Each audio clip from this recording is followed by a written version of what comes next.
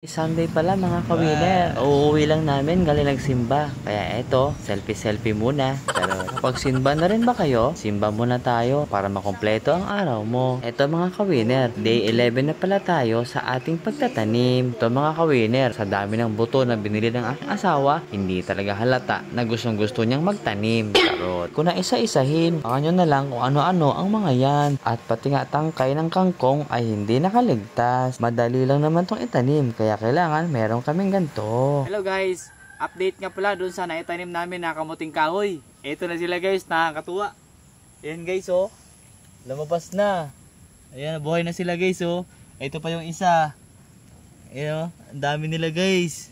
Ito na mga ka-winner, naglalabasan na sa hukay ang kamuting kahoy na aming tinanim. Nakakatuwa at ang sarap sa pakiramdam mga ka-winner. Mas nakaka-inspire at mas nakakaganang magtanim pa ng marami. Kaya tinan nyo si Dudong, walang mapagsidlan ang tuwa. Kaya abot tayo nga ang ngiti. Charot. At naglagay na kami ng ricado para maluto na ang adobo. Naglagay pala kami ng pataba para maumpisahan na ang pagtatanim namin ng pechay. By the way, ang aking inilagay dyan sa ibabaw ay bulok na nadayami. Mataba daw kasi yun. Oy, wala akong pinaparinggan ha. Please. Kung sabihin, maganda daw kasi yun para sa pananim. At sa aking paglalagay ng pataba, ay biglang may small pot na diwata. Ay, si asawa ko pala ito. Ay, umayos ka Dudong. Mahaba ang dalang itak. Totoo lang, mas napapagaan at napapabilis ang aming ginagawa dahil sama-sama at nagtutulungan kami ng aking asawa. Dahil kami, hindi lang pang pamilya, kundi pang sports pa. Charot. Nagawa pala ni partner ay dinudurog niya ang mga bubuong lupa at pinagpatuloy ko na nga ang pagdurog ng mga bubuong lupa para mamaya malamig pag gumawa ng bata.